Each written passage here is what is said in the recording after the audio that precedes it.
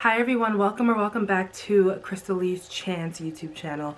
I'm Crystal Lee, and on this channel we like to talk about different things like lifestyle. We get to vlog, we talk about entrepreneurship because I'm an entrepreneur. We talk about blogging, we talk about vlogging, we talk about just living our lives the best we can and certain topics. But today's topic is about books. Reading a rainbow. Today I actually want to talk to you about my reading list for 2021. Now, I should say the last 3/4 of 2021 because we are currently in April, okay? We are in Q2 of the world and I have yet to pick up a book. Well, I picked up a book, I read a couple pages, but I haven't really done my intentional reading like I wanted to, and so I kind of wanted to start reading the books I've been buying over the course of the start of this year and last year, and I also wanted to show you them, and so I can show you what I started with, how I read them, and how I felt about them by the end of the year.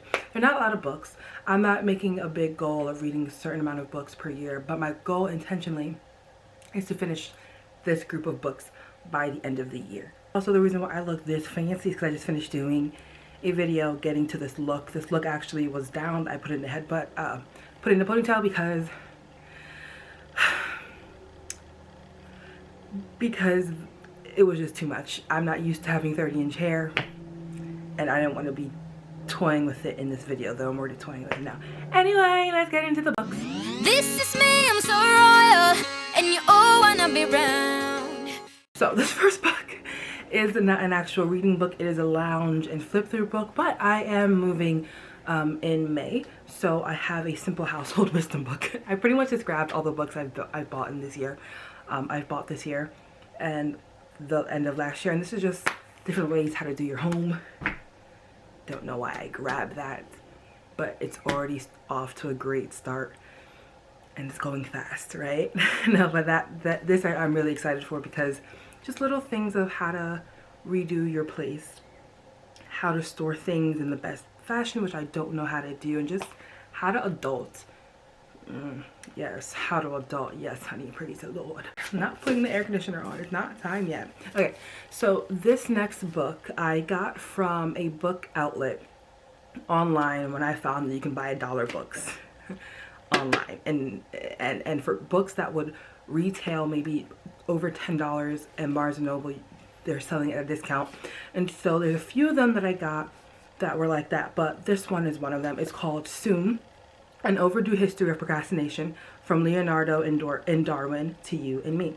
Now, this is just a different take on procrastination, and I'm excited to read about. It's just a different perspective on it and how we deal with it. It's by Andrew Santella, and essentially at one point I wanted to put this in my my subscription box for my planners because it was only like $1 to buy, and the retail price is actually on here. For the US it's $25.99, and then for Canada it's $31.99, so I got this for like a couple dollars actually. Time you enjoy wasting is not wasted time is one of the quotes in here. And then I'll just read the insert so you can also know what it's about. In the tradition of cultural historians like Sarah Vowell and Jim Holt comes a galvanizing meditation on the perils and pleasures of procrastination. While others are busy leaning in, crushing it, and trying to work smarter, faster, and better, Andrew Santella, the author, stops to ask why so many of our greatest inventors, artists, and scientists have led double lives as committed procrastinators. Santella examines great procrastinators from Leonardo da Vinci to Frank Lloyd Wright to Charles Darwin and prophets from the Old Testament. He also explores the modern day cult of efficiency, gurus, principles, and promises. Ultimately, Santella seeks to answer the following question: can procrastination lead to innovation? Can we draw a connection between delay and brilliance? And why do we often equate procrastination with laziness? A self-proclaimed procrastinator, Santella writes with candor and wit about his own habits, from painting a radiator to listening to sports talk radio just to avoid writing. Soon is a book for anyone who has ever put off a task, convincing the reader that time is our most valuable resource and wasting it just might be the key to our happy life. So I'm excited for this one because I am a huge creator. I'm also a huge procrastinator. I'll spend time thinking of the process and and delaying me doing the process to the point I have a day to do it. But since I've thought about the process for those past like few days or weeks, I can do that in that one sitting. So I wonder if he talks about that process in this book. So soon for procrastinators. Okay, so this next one, the name of it I'm going to say, and I'm sorry if it offends people, but I'm really just saying the name of it. It's called Pussy, a Reclamation.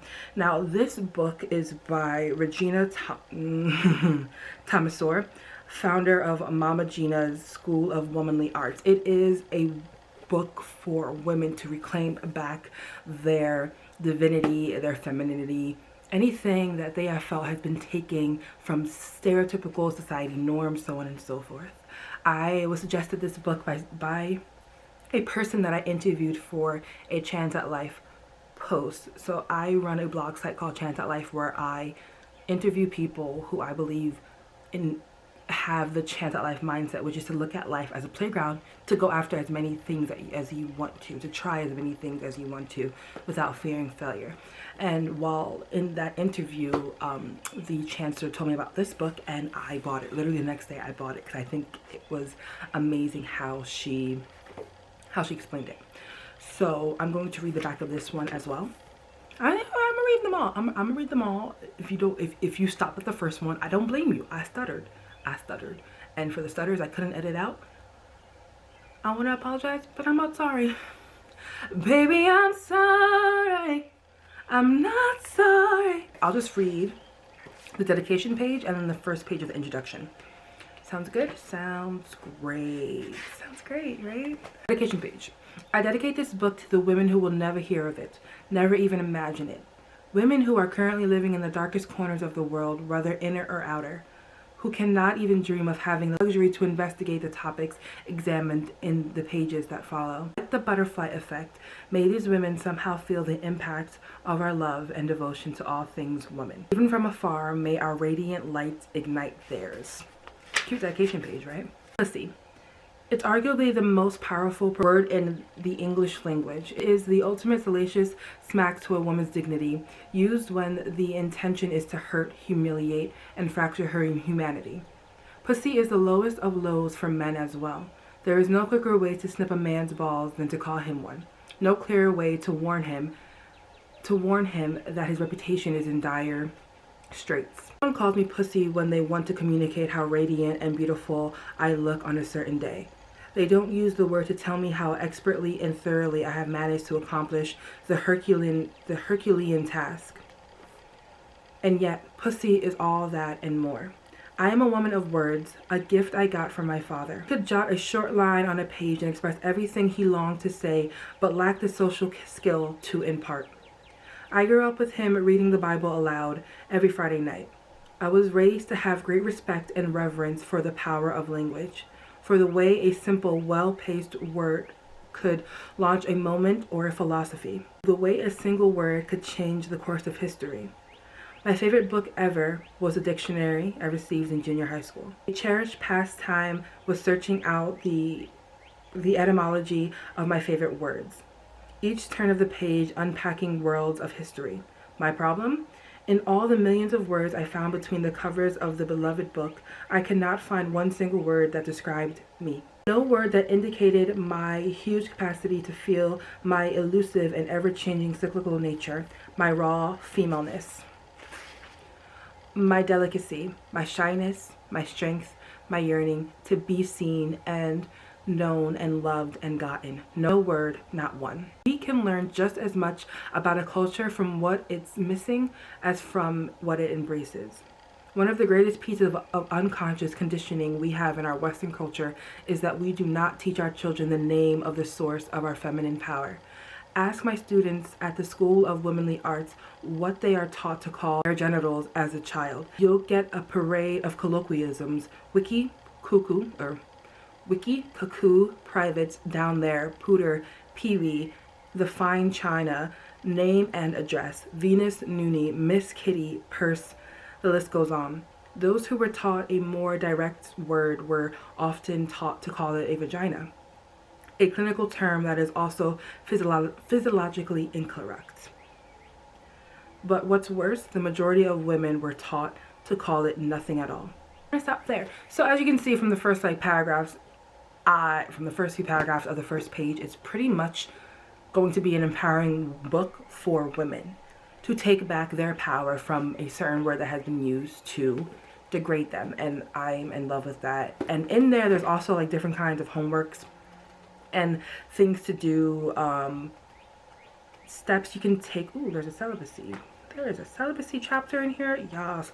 There's the the chapters are The Call of the Goddess, Reclaiming Pussy, The Great Transformer. Oh, that's not celibacy. I read that so wrong. It's clitoracy. The Way of The Way of the Courtesan. Rupture, Radiance, Radiant Relationship, and The Pleasure Revolution.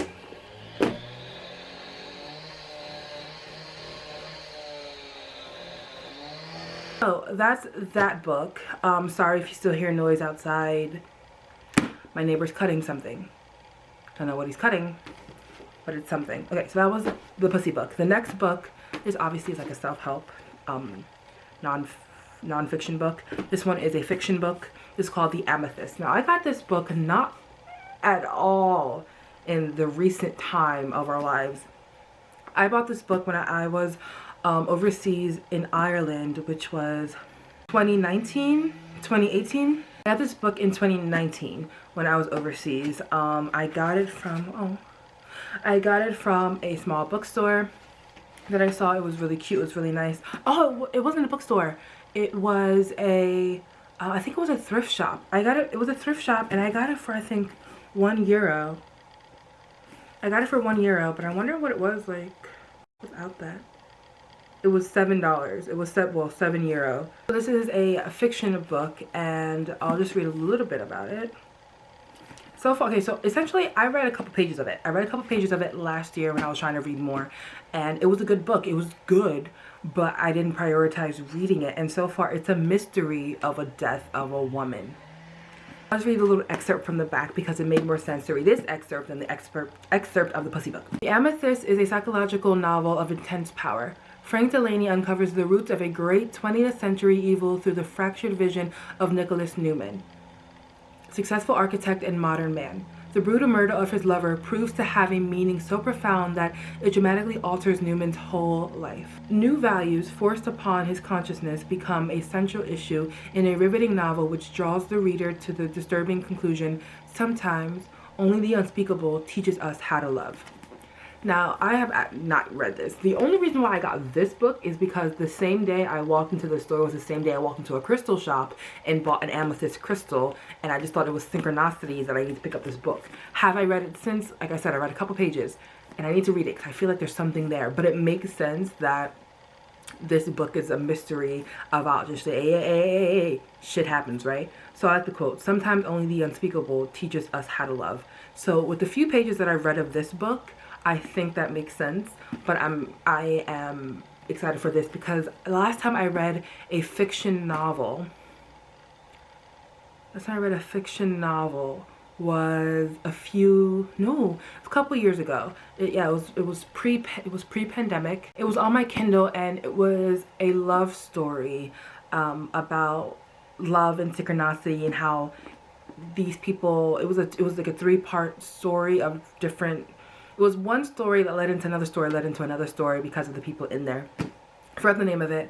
I'm about to go look at my phone. My phone is charging. But it's basically, the story is about how you meet someone and they have an intense impact on your life in the future, but you never know. And shit like that just gets me going. I love when things connect. I love the connection that everyone has to people, places, and things, and how it impacts our future. So with that being said, this is a fiction book that I'm excited to read.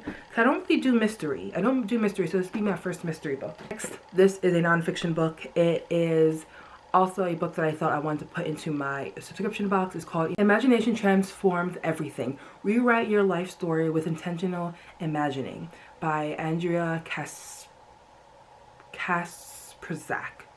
We're gonna go with that.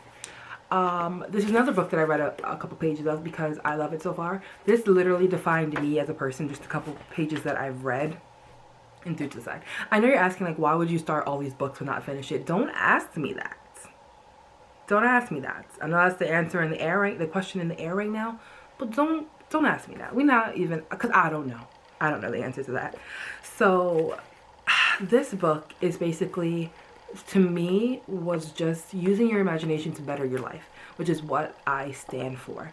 And it's not about imagining something so out of pocket that you dissociate and you live in an unrealistic world. Or it's like virtual reality. It's not like that. It's a more logical standpoint. But I like it. So let me read. Dedicated to her parents. Oh, you're invited. No. Okay, so I'll read the back of this too. Okay. Are you bored? Bummed out about the world? I just said it's not about dissociation. Just kidding. Are you bored? Bummed out about the world? Burnt out on social media? If so, it's time to refresh your outlook, tap into your creativity, and reawaken your soul by living imaginatively. I just said it wasn't about disassociation. It isn't, though. This is a logical standpoint. Drawing on personal stories, scientific research, and invitational exercises on Andrea Kasperzak, I'm gonna go with that. Andrea Kasperzak invites you on a surreal and surprising journey. From Hawaiian adventures to encounters with SoCal yogic wizards and Washington State alien enthusiasts, Kasperzak recounts her experiences to demonstrate how you can fully access your imagination and pursue your wide awake, wild-hearted dreams. Inside, you'll learn the elements of intentional imagining, which I'm pretty sure is manifestation. This is about manifestation. Anyway, rewriting your limiting beliefs, plugging into sensation, hacking your brain, adoring your you-ness, and daydreaming with consistent focus. The process of intentional imagining is so easy that anyone else can do it. Tag along for the ride and discover how to make your reality more fun than fantasy. It's manifestation through, I think it's pretty much manifestation through your senses and reprogramming your brain enough to be able to imagine something more than what your life is now. So that's exciting. And reading this, me and her will be best friends. Because I believe that once you put your mind to something, the universe will back you up wholeheartedly. If you can picture it, dream it, and put it into detail, you're good. That's imagining. So I'm excited to read this book, whether it will already deepen what I think about imagination and manifestation, or will teach me something new because there's exercises in this book. So imagination, transformation, everything. This one is another fiction book. Melissa Marr, The Fairy Tales and Nightmares. Okay, first of all, this was another book that I got on a book outlet that was like less than what you would get in a retail store. How much was it? Essentially, it's like $16.99. I got it for a couple bucks also. It's just that for the book outlet, it took almost like a month for it to get here. Good thing I wasn't intentionally trying to read it because it took a long time to get here. But I saved some money on shipping too. Shipping was pretty cheap as well. So this book I got from the dollar store. I'm not trying to save money on these books. It's just I see it, I want it, I got it, you know the deal. And they just happen to be inexpensive. So this is another fiction book. It's called Fairy Tales and Nightmares. Dangerous promises and beguiling threats are all together in a dozen stories of enchantments, dark and light, by the New York Times bestselling author Melissa Marr. Lush, seductive, and chilling, the tales reveal the unseen magic that infuses the world as we see it. Did I not just say I love magic? Did I not just say I love connection? I love it. I didn't say I love magic. I said I love connection. But I do love magical stuff. I do love magical shit too. The offerings showcase Marr's trademark blend of paranormal romance, folklore, and dark fantasy, with characters placed in complex situations and forced to make hard choices for the sake of love and fulfillment. Simple, but lyrical language, resourceful female protagonists, and a mixed bag of supernatural delights should hold an allure for fans and newcomers alike. Now, that's not for that was a review from Publishers Weekly. It wasn't about the book, but it was about the book. But anyway, there's like little stories in here about just fantasy, and I'm actually really excited for this one because it's been a while since I read something like this. All of my other fictional things have been about love and connection. This is about to get real witchy, and I'm really excited. Next book. This one is really small. How to Live on 24 Hours a Day by Arnold Bennett. It's so small. It's really tiny. This was another one for my subscription box. It just took too long to get in there. Despite modern technology and countless resources, surprisingly, the way we deal with time has not changed since Arnold Bennett's best-selling book, How to Live on 24 Hours a Day, was first published. We still struggle to make use of our time and are often plagued with issues like being overwhelmed, procrastination, and the persistent worry that we are not making the most of our lives. Read Bennett's timeless advice and learn to leverage your free hours by viewing time as a commodity like money. Each of us is allotted exactly 24 hours every day to spend as we see fit. What we make of our lives will ultimately be a result of what we make of that time. How to Live on 24 Hours a Day offers an honest, refreshing, and practical perspective on how we can seize control of our time and spend it in the wisest way possible. Arnold Bennett was a prolific English novelist and leading realist author during the early 20th century. In addition to his fictional work, he also wrote selected nonfiction and criticism, including his insightful book, How to Live on 24 Hours a Day. Now, this is a complete opposite of Soon, where I'm assuming that this person says, do what you need to do with your 24 hours. Here's how you can do what you need to do for your 24 hours and not feel guilty about how you approach it. So that's what I'm assuming that these two books are about. I'm excited to read them. Maybe I'll read them one after the other. I think I'll read this one first because it was more interesting and I maybe won't feel so bad about myself. Or I'll read this one first because I feel like they're gonna talk. I feel like he's gonna yell at me a lot more than he is when it comes to procrastination. I don't know though. I don't know. I'm just saying. Okay, so this one I'm so excited about. So on my Instagram and in the shows I love watching, such as Insecure, Amanda Seales, who has done music, poetry, slam poetry, has done movies and shows, comedy stand-up, and as of right now, she on Instagram always talks out about Black Lives Matter, injustices with people of color, and she does it really, really well. She's very educated. She has a podcast called Small Doses, and she also has a book called Small Doses, where she just gives a lot of advice. And she talks with small doses, potent truth for everyday use. Just small bits of advice. So in the back here, it's the ring for me. Here's what it is. Here's this one. In the back here, these are just comments. I want to read the in-sleeve. Cool. I'll read the in-sleeve. I got this. It says $26, but I got this for less than that. I think I got it for less than that. Barnes & Noble. No, I got it shipped. I got it on Amazon. I got it on Amazon because it got shipped to me. Okay. Comedian, writer, actress, and social media star Amanda Seales is a force of nature who has fearlessly and passionately charted her own course through life and career. Now in her one-of-a-kind voice, which blends academic intellectualism, Black American colloquialism, and pop culture fanaticism, she brings her life lesson and laughs on the page. The volume of essays, exams, original illustrations, and a photo provides Seales' trademark self-help from the hip style of commentary, fueled by ideology formed from her own victories, struggles, research, mistakes, risks, and payoffs. Unapologetic, fiercely funny, and searingly honest, Small Doses engages, empowers, and enlightens readers on how to find their truth while still finding the funny. And that's pretty much who she is. She's really funny. She's really funny when she stands up for people, and I all of a sudden just love the colorism. Colorism?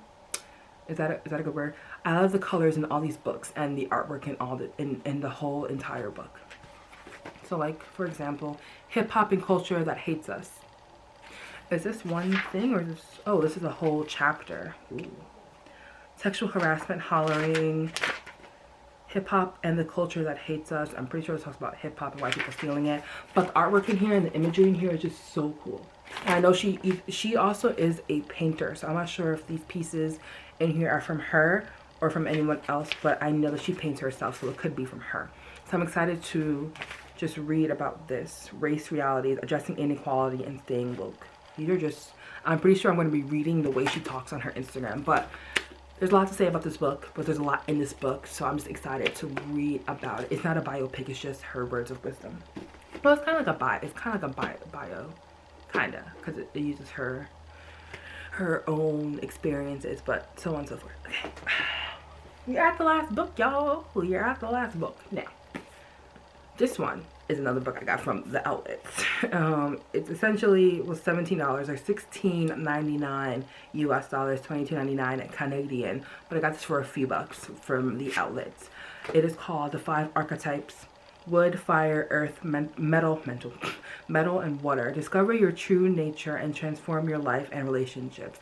This is from Carrie Davidson, forward by Stephen Cohen. So this one was just really interesting because I really don't remember why I picked it up, but I think it was interesting because it's just a way to like learn about yourself more, and I'm always into that and figuring out what am I? What am I doing here? What energy type I am. If you watch some of my videos, I talking about astrology and your birth chart, figuring that out. I've talked about psychic readings and human design, which is another way to figure out yourself. It's another way of self-discovery, and I'm all for that. So we're gonna read the little slip. You know the deal. You know the deal. We the last book in. You know what we've been doing. Okay, get ready for my shit to stutter. Interesting. You would think that this being here would be something out of there, but no, this is just the cover, and that's how they put it together. I'm not mad at it, but I just feel like there should be something in there, but there isn't. Okay, here we go. The Five Archetypes. Who are you really? Great question. In traditional Chinese medicine philosophy, the elements wood, fire, earth, metal, and water all lived in harmony until one day the Fire Nation attacked. Let's start over, shall we? In traditional Chinese medicine philosophy, the elements wood, fire, earth, metal, and water are the foundation of a natural growth and evolution. They are believed to help us understand everything from illness and healing to the fundamental process of child development, and they continue to inform Chinese medical practice today. As Ayurvedic nutritionist, Reiki master, and Tournesol founder, Carrie Davidson demonstrates in this book, each of the five elements can also be seen as a personality archetype. And inside all of us is a unique blend of these archetypes that can guide us toward a more fulfilling life on every level. In the Five Archetypes, Davidson explains that by knowing the personality traits associated with each type and using what she calls the Five Archetypes method, you can actually start to predict your behavioral patterns. I have mental illness. I already am aware of what I do. Anyway. Not only with yourself, but also with your friends, your romantic partners, your children, and even your colleagues. By practicing this method, you would also learn how to exercise more control over behaviors that thwart your potential. Hone your self-awareness and self-regulation skills in the face of day-to-day stresses. Understand what really makes people tick so that you spend less time in a stagnant relationship and more time in a gratifying one. Through her study of the elements and the observations she has made in her work with individuals, couples, companies, parents, kids, and educators, Davidson has created a simple and practical guide to harness the strengths of five archetypes, complete with an assessment designed to help you discover your primary, secondary, and lowest types. The Five Archetypes will not only teach you more about yourself and others, but also transform your relationships and set you on the path to personal and interpersonal harmony. It's self-explanatory. This just seems like a really interesting book to read. When was it made? When was it written? Because some of these weren't written recently. They were written a while ago. I'm just now getting to them in my life. And you know what? That's fine, because everything comes to you at the time it needs to come to you. Divine timing is a thing. So even if I was around, I probably was around. I'm pretty sure these were written in the 2000s. Let me do this before I start making a muck of my shit. But printed in the US in 2020. So it was okay. For some reason I thought this was like printed in the early 2000s. This was 2020, and I was around in 2020, but this was not in my hands in 2020. But like I was gonna say, everything that comes to you in perfect timing. That's that. I wonder when this one was created. We're gonna go through the times real quick. We're gonna go through the times of each book just real quick if we can find it. cool. If you can't. Ooh, here it is, here it is, here it is, here it is. Copyright was 1997. This was written and published when I was 3. This one is more earlier. I want to say it was maybe 2019, 2020. Let's see. 2019. A copyright 2019. Okay, 2019. This one 2012. Well, that's cover photo.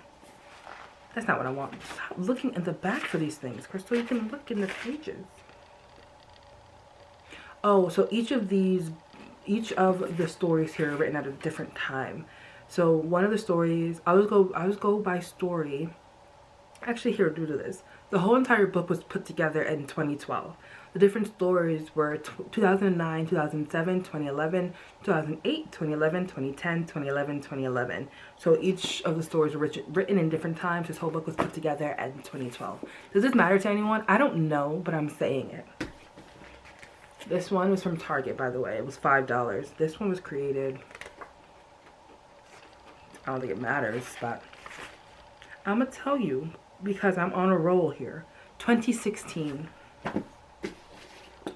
Soon was published. Not published. Created, published. This is the first edition. I'm just kidding. We ain't got a date. 2018. This one is I think this one's old. I just think it's been republished. I think it's old. Forward was copywritten at 2020, but this book itself, I mean, you gonna tell me? Okay, originally published in 1910. Damn! So why would you republish another book? Is it to get the money or to preserve the information? Because if it's out there, people will find it whether you want them to or not. Because republishing is just like a remake. Is it worth it, or you just want the money? If they're gonna watch it, they're gonna watch it, right? If they're gonna read it, they're gonna read it. I doubt it changed. Anyway, I'm being too critical about a book. This one, I'm pretty sure is brand new. I'm gonna stop guessing and just read the thing here. Okay. The Pussy book was created the first edition was 2016, second edition 2018. I wonder what the first edition was. What edition is this? Does it tell me? What edition are you? 2016. I think this is the 2016 edition. Maybe?